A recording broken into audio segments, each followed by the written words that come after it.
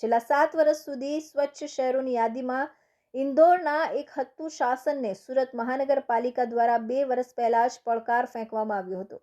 થોડા જ અંતરે રહેતા છતાં બીજો ક્રમ મેળવનાર સુરત મહાનગરપાલિકાના વહીવટી તંત્રે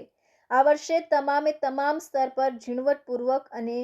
ચીવટપૂર્વક કામગીરી હાથ ધરી હતી, જેના ભાગરૂપે જ સ્વચ્છતા સર્વેક્ષણના પરિણામ જાહેર થાય તે પહેલા જ સુરત શહેર આંશિક સફળતા મેળવવામાં પણ સફળ રહ્યું હતું. વોટર પ્લસ અને ગાર્બેજ ફ્રી સિટીમાં 7 સ્ટાર મેળવ્યા બાદ સુરત મહાનગરપાલિકાનો ઉત્સાહ બેવડાયો હતો અને પરિણામો જાહેર થતાં જ પાલિકાની સાથે સાથે સુરતીઓ પણ ઝૂમી ઉઠ્યા હતા.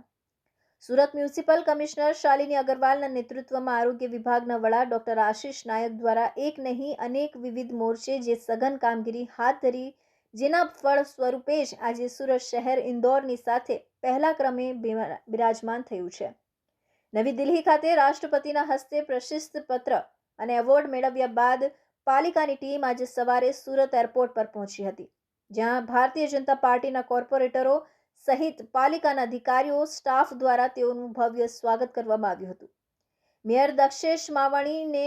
તો શાસકોએ રીતસરના ખભે બેસાડીને પોતાની ખુશી વ્યક્ત કરી હતી, જ્યારે બીજી તરફ સ્વચ્છતાના મહાયજ્ઞમાં સૌથી મોટો ફાળો આપનારા મહાનગરપાલિકાના સફાઈ કામદારોનું આજે પણ ડોક્ટર આશિષ નાયક દ્વારા સન્માન કરવામાં આવ્યું હતું.